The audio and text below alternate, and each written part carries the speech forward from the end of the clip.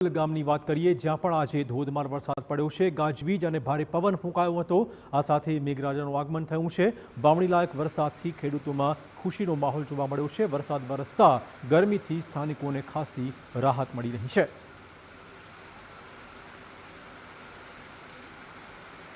કચ્છના વાગડ વિસ્તારમાં પણ મોસમનો મિજાજ બદલાયો છે। રાપર શહેર સહિત ગ્રામ્ય પંથકમાં આજે દિવસ દરમિયાન વરસાદી ઝાપટા પડ્યા હતા। ગરમી અને ઉકળાટ પછી વરસાદ પડતા લોકોને ચોક્કસ ઠંડક પ્રસરતા રાહત મળી ગઈ છે।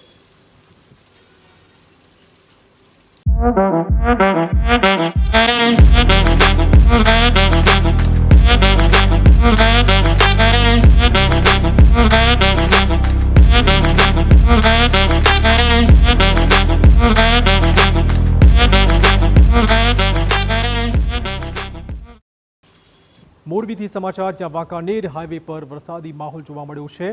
પવન સાથે અહીંયા વરસાદી ઝાપટાના કારણે વાતાવરણ ઠંડુ બની ગયું હતું। અતિશય બફારા બાદ વરસાદ પડ્યો છે।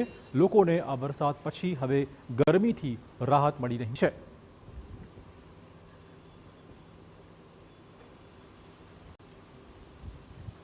સુરેન્દ્રનગર જિલ્લાની વાત કરીએ જ્યાં પણ મોસમનો મિજાજ બદલાયો છે। વાતાવરણમાં પલટો આવતા ભારે પવન સાથે અહીંયા વરસાદ પડ્યો હતો। સુરેન્દ્રનગર, વઢવાણ, દુધરેજમાં વરસાદનું આગમન થયું છે। જોરાબરનગર, થાનગઢ સહિત જિલ્લાના અનેક વિસ્તારોમાં આજે દિવસ દરમિયાન વરસાદ પડ્યો છે। વરસાદી માહોલથી વાતાવરણ ઠંડુ બની ગયું છે। વરસાદ પડતા લોકોને ગરમીથી રાહત મળી છે।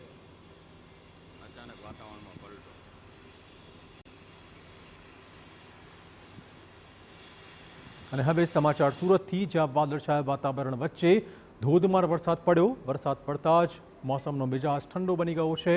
આકરી ગરમી વચ્ચે લોકોને બફારાથી રાહત મળી રહી છે। અડાજણ, કતારગામ, પીપલોદ, રિંગરોડ વિસ્તારમાં આજે વરસાદ પડ્યો હતો।